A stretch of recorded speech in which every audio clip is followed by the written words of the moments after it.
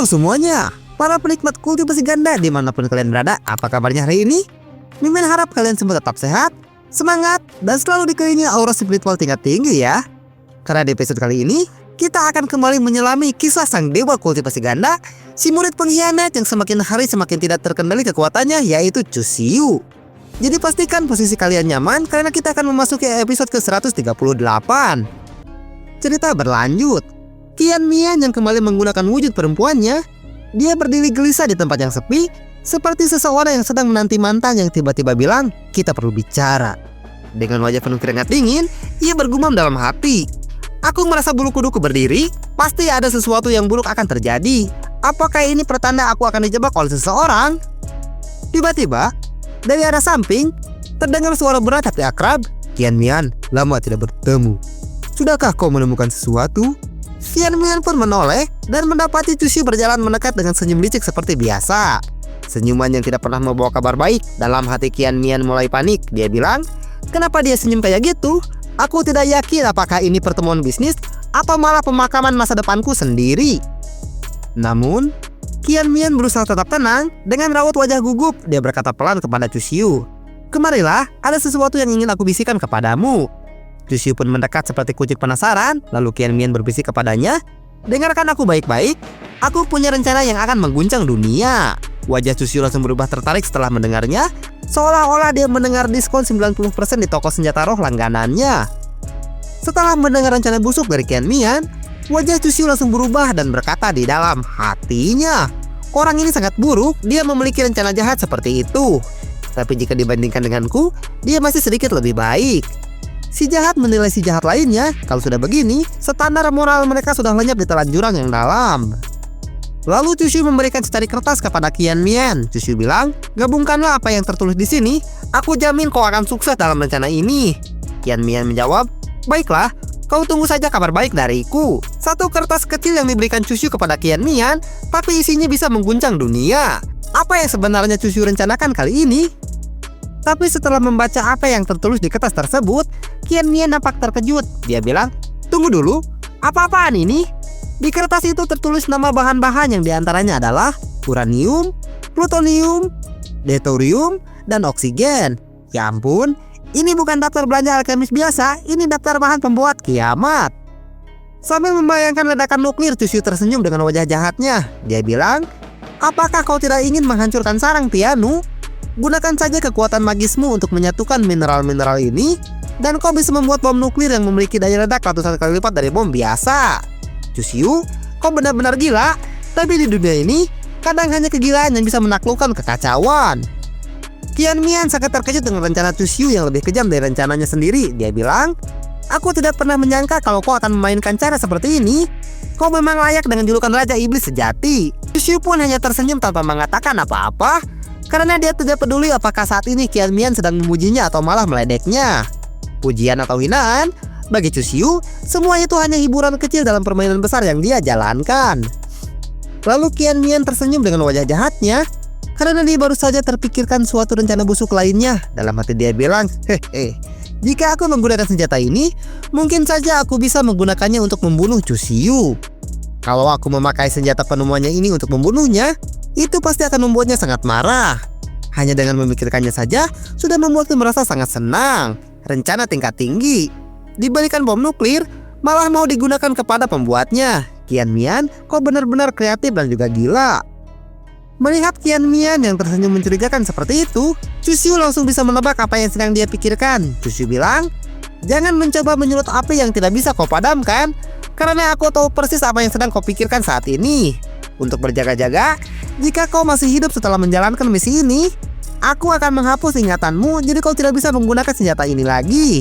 Wajah Qian Mian pun langsung berubah pucat setelah Chusiyu bisa menebak isi pikirannya dengan benar. Bahkan sebelum kamu sempat berkhianat, dia udah bikin rencana anti berkhianat. Chusiyu selalu berada 4 langkah di depan semua orang. Kemudian, Chusiyu pun kembali ke tempat Baizhi berada. Terlihat di sana Baizhi masih terbungkus oleh bat energi milik Chusiyu dan sedang menjalani proses pembacaan jiwa untuk bisa dijadikan sebagai salah satu bawahan Chusiyu di masa depan.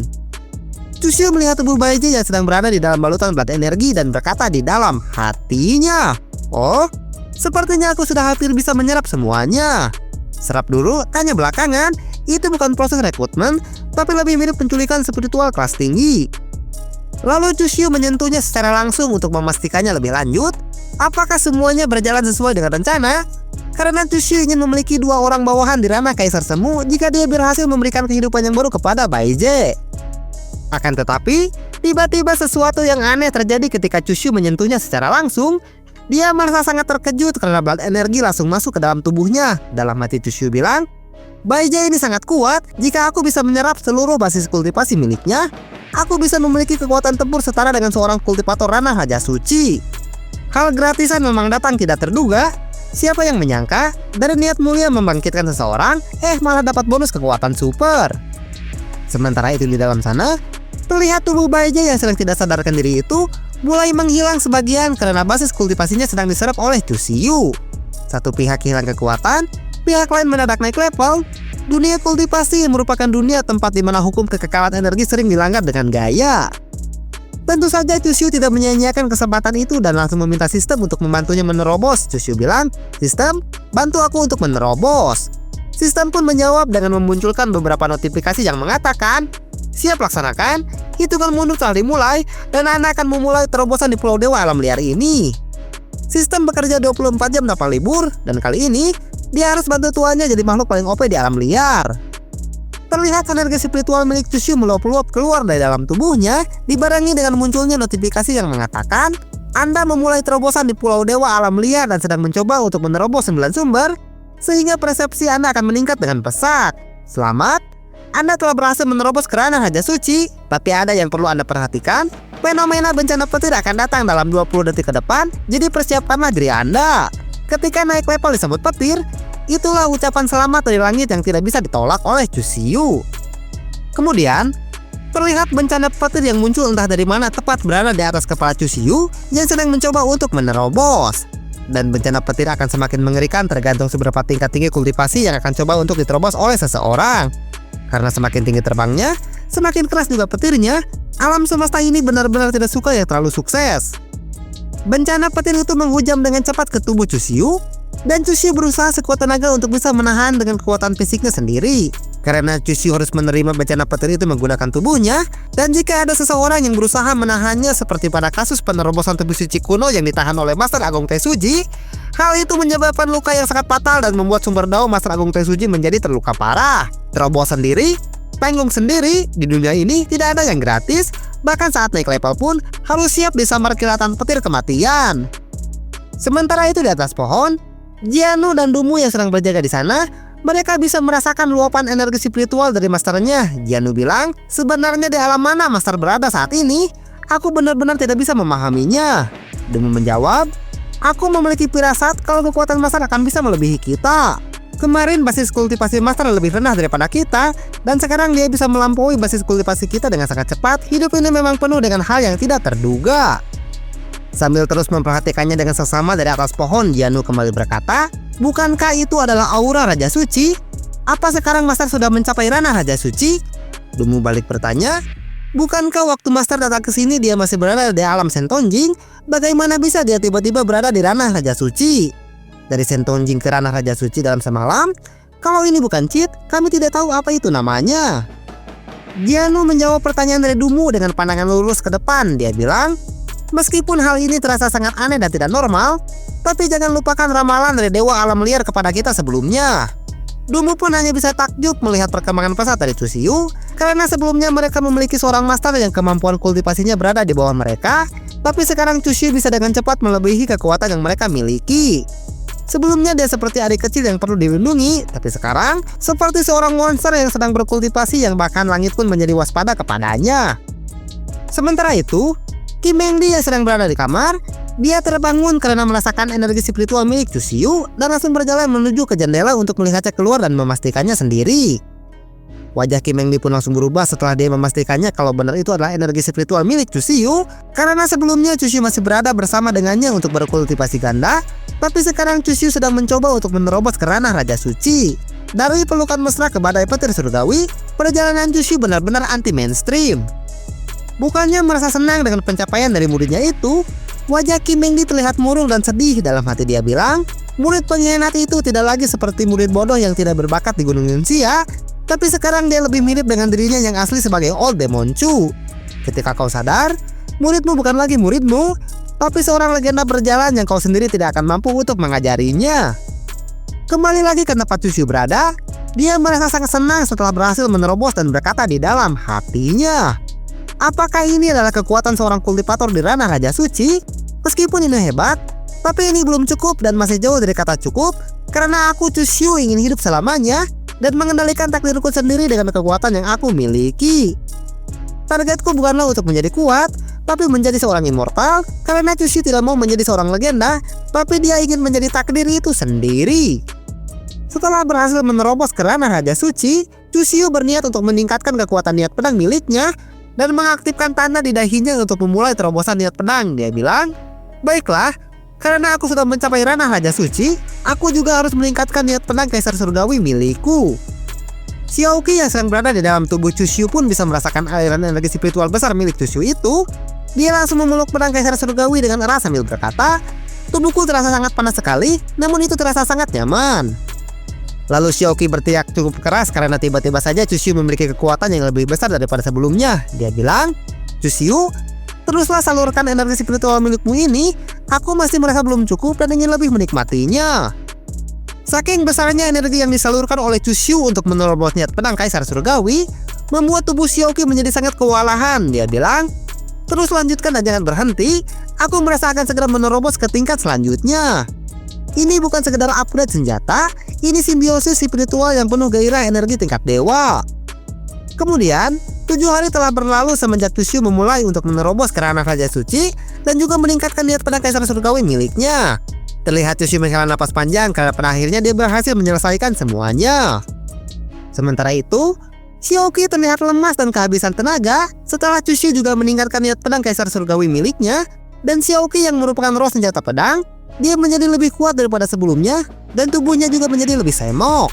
Efek samping peningkatan level, senjata jadi seksi, dunia ini makin aneh tiap harinya. Lalu Chushu pergi untuk membersihkan dirinya setelah selama 7 hari berkultivasi tanpa makan, minum, ataupun mandi, jadi dia ingin refreshing sejenak. Terlihat di luar ruangan Chushu sudah menunggu Jiano dan juga Dumu yang berniat untuk menyapa Chushu. 7 hari berkultivasi, artinya 7 hari juga tanpa sabun dan juga sampo. Bahkan petir surgawi pun akan mundur 1 langkah tanpa itu semua. Mereka berdua langsung memberikan salam kepada Chushu yang baru saja keluar. Jiano bilang, selamat kepada master yang telah berhasil menerobos ke tingkat yang lebih tinggi. Dumu menambahkan, aku juga mengucapkan selamat kepada master atas semua pencapaianmu.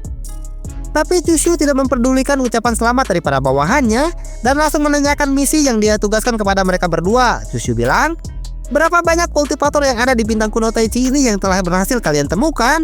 Dumu menjawab, kami berhasil menemukan 47 orang, setengah dari mereka adalah kultivator manusia, dan setengahnya lagi adalah kultivator dari pihak monster. Jumlah korban tewas sebanyak 37 orang, dan sisanya masih belum kami ketahui keberadaannya karena kami masih melakukan pencarian terhadap mereka.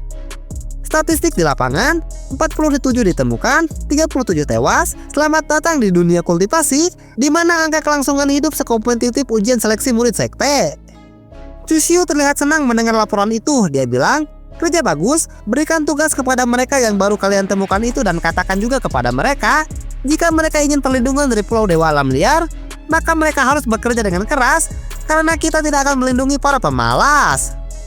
Dumu pun menanyakan tugas dari Chushu itu dengan lebih spesifik. Dia bilang, apakah hal itu juga berlaku dengan para kultivator dari pihak manusia, ataukah hanya untuk para kultivator dari pihak monster saja?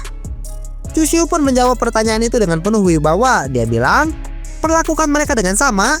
Katakan juga kepada para kultivator dari Tanah Suci Taisu dan juga Tanah Suci Yaochi untuk membantu memberikan tugas kepada anggota baru kita. Mereka berdua menjawab, baiklah master, sesuai dengan yang kau inginkan. Chushu mendadak menjadi HRD, semua pekerja keras disambut.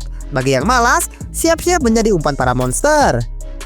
Lalu mereka berdua langsung pergi untuk menjalankan tugas yang telah diberikan oleh Chushu. Sementara Chushu terlihat berjalan menuju kursi singgasana milik Dewa Alam Liar sebelumnya. Chushu pun langsung duduk di sana. Dia bilang, tidak usah bersembunyi lagi, cepatlah keluar karena mereka sudah pergi dari sini. Rupanya Chushu berkata kepada Kim Meng Di yang dari tadi bersembunyi di sana, dan tidak menunjukkan dirinya di saat ada Jianu dan juga Dumu yang memberikan laporan kepada Chusyu. Kim Meng Di bilang, "Apakah kau sudah berhasil menerobos ke ranah Raja Suci?" Chusyu hanya menjawabnya dengan singkat sambil berdaham kepadanya. Naga batuk Chusyu saja sudah cukup untuk menjawab pertanyaan itu. Itu adalah batuk level tersendiri yang mengisyaratkan, aku sekarang sudah terlalu kuat untuk dijelaskan dengan kata-kata. Wajah Kim Meng Di kembali terlihat murung setelah mengetahui hal itu dan berkata di dalam hatinya, siapa yang akan menyangka kalau dalam waktu 2,5 tahun, murid pengkhianat ini akan tumbuh pesat melebihi ribuan kultivator lainnya, dan pada akhirnya, dia telah melampaui kekuatan yang aku miliki. Sebagai seorang master tidak ada lagi yang bisa aku ajarkan kepadanya. Aku tidak memiliki alasan lagi untuk menemuinya di masa depan. Kim Meng Di menoleh ke bawah dan melanjutkan perkataannya. Apa yang sedang aku pikirkan ini? Mengapa aku malah memikirkan hal yang tidak berguna seperti itu? Lebih baik aku juga berlatih dengan keras agar bisa menerobos ke tingkat selanjutnya. Dengan wajah yang malu-malu, Kim Meng Di berusaha memecah keheningan di sana sambil berdaham. Dia bilang, kalau begitu, sebagai mastermu aku mengucapkan selamat atas pencapaianmu itu. Jika tidak ada hal lain lagi yang ingin kau diskusikan denganku, aku akan pergi ke pengasingan untuk berlatih. Tapi, di saat Kim Meng Di hendak pergi dari sana, Chusyu langsung menghentikannya. Dia bilang, Master, tetaplah berada di sini. Karena bakatku ini terlalu rendah, aku bahkan belum bisa mencapai tingkat dewa, sehingga tidak cocok dengan jalan kultivasi milikku. Jadi aku harap Master bisa memberikan banyak pencerahan. Kim Meng Di yang bisa menebak maksud dari ucapan Chusyu, dia langsung menutupi tubuhnya dari tatapan mesum Chusyu. Kim Meng Di bilang, tidak, ini masih siang hari, kau jangan berpikiran yang macam-macam seperti itu. Chusyu langsung tersenyum dengan wajah liciknya, dan sambil menunjuk ke arah pintu, dia bilang, itu semua bukan bergantung kepada keputusan darimu, karena di sini akulah yang memutuskan semuanya. Chusyu mengaktifkan mode dewa dominasi, dan pintu pun tertutup otomatis. Apakah itu sensor? Ternyata bukan, karena itu adalah murni teknik kultivasi.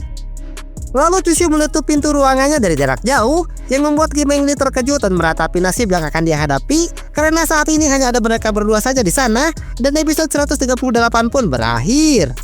Pintu tertutup, jendela harapan pun mengecil. Episode ini berakhir, tapi kalian tahu persis episode berikutnya pasti makin panas. Terima kasih banyak bagi yang sudah menonton. Jangan lupa like dan komen. Maju dan berjaya terus jago murah Trot Lovers.